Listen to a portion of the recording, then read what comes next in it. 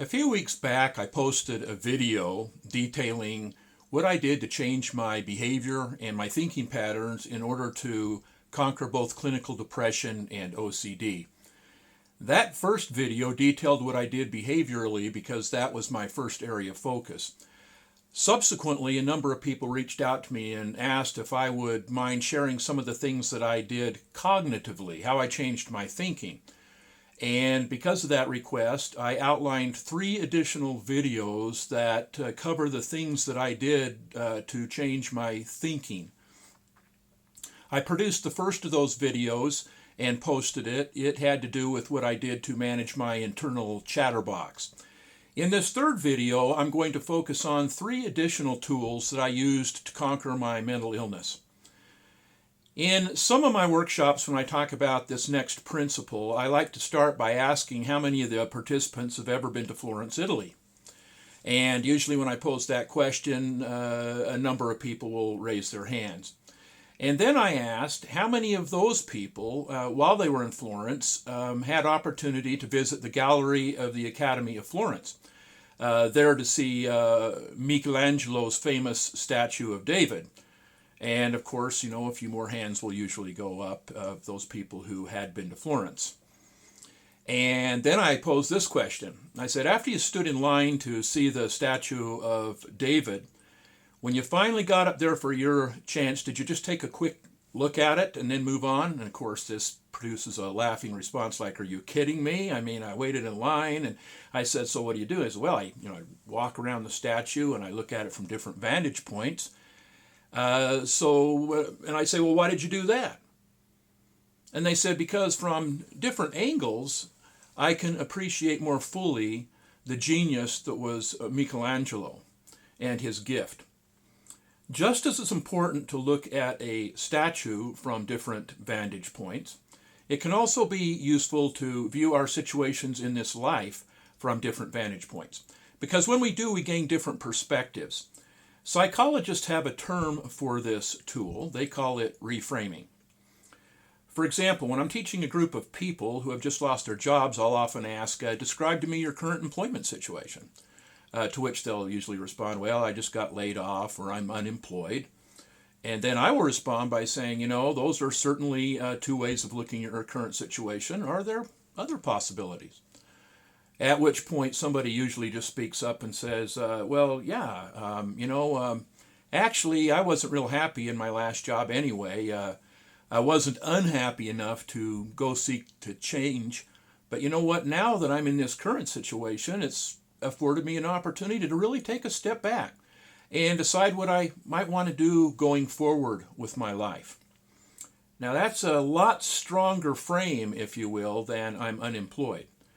And then I usually pose this question to the class. Which of those 2 frames do you think is going to be more helpful in helping you find compelling employment?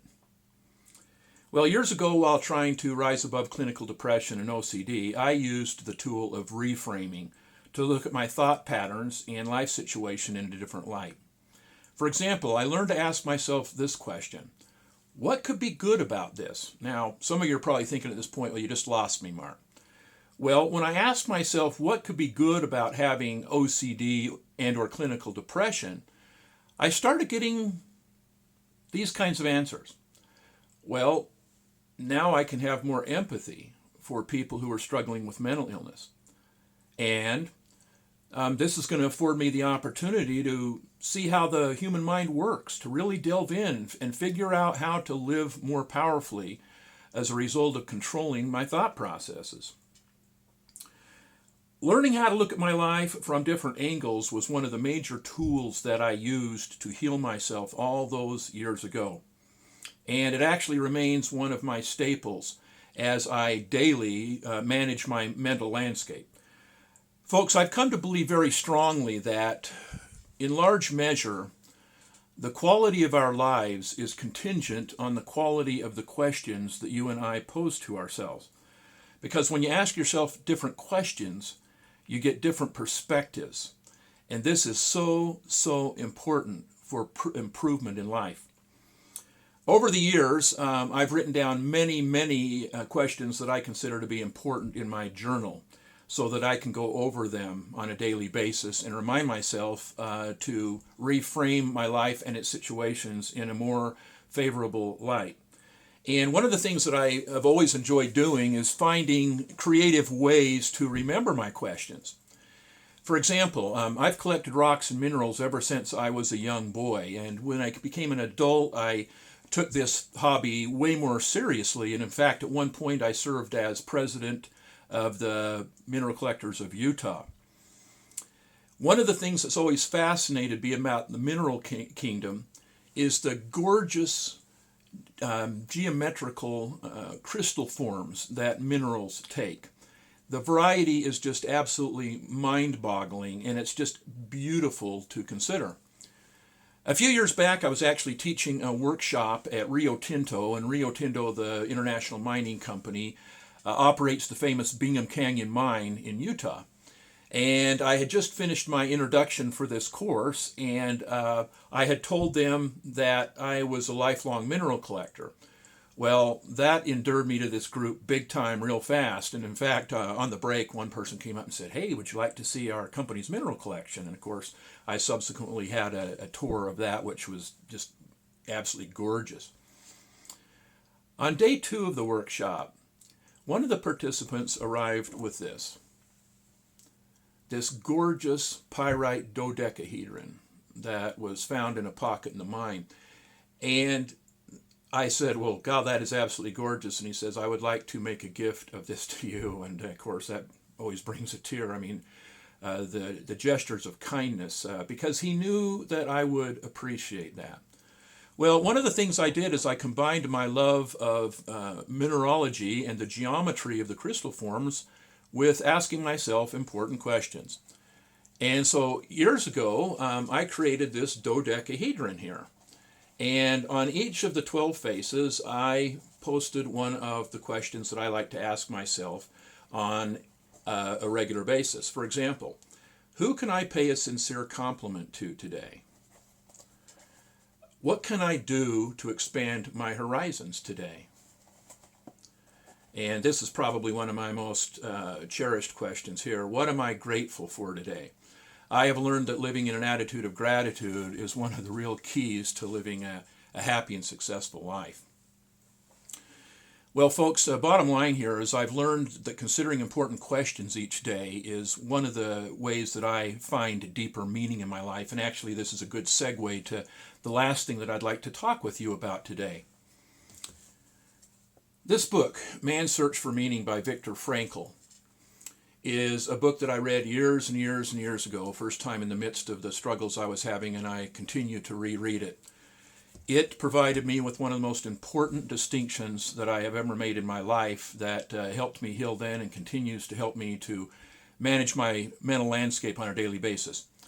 Viktor Frankl, in his book, he details his experiences as a Jewish prisoner in a concentration camp, a death camp, if you will, in World War II.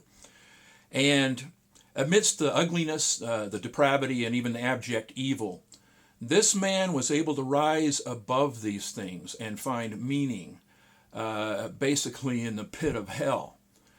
And I like to share this passage with many of my classes. We who lived in concentration camps can remember the men who walked through the huts, comforting others and giving away their last piece of bread. They may have been few in number, but they offer sufficient proof that everything can be taken from a man, but one thing, the last of human freedoms, to choose one's attitude in any given set of circumstances, to choose one's own way. Wow, what an important and empowering truth. Folks, you and I, regardless of the situations that we may find ourselves in during our lives, we always have the power to choose what that experience will mean to us. We can always choose our own attitude. That is the ultimate freedom that cannot be taken away, that makes my life meaningful and purposeful. You know, it's interesting to note in my reading throughout the years, many great people have taught this same principle. For example, Marcus Aurelius, the famous Roman emperor, and philosopher said, "You have power over your mind, not outside events. Realize this and you will find strength." The famous 13th century Sufi mystic Rumi said, "Why do you stay in prison when the door is so wide open?" Abraham Lincoln, our 16th president, who incidentally struggled his whole life with depression, said the following: "Most folks are as happy as they make up their minds to be." And I love these words by the father of American psychology, William James, who wisely said, "The greatest discovery of my generation is that a human being can alter his life by altering his attitude." Folks, learning how to reframe situations, ask myself more empowering questions, and especially taking responsibility for choosing my own attitude were three of the tools that I used years ago to conquer both clinical depression and OCD, and they continue to be tools in my toolbox to manage my mental landscape every single day that I live. In my fourth and final video, which I will produce and post in the next couple of weeks, I will finish outlining the major tools that I used years ago to overcome clinical depression and OCD. Until then, keep smiling. Life is really good. It really is. Be well and go out and make yourself an extraordinary day.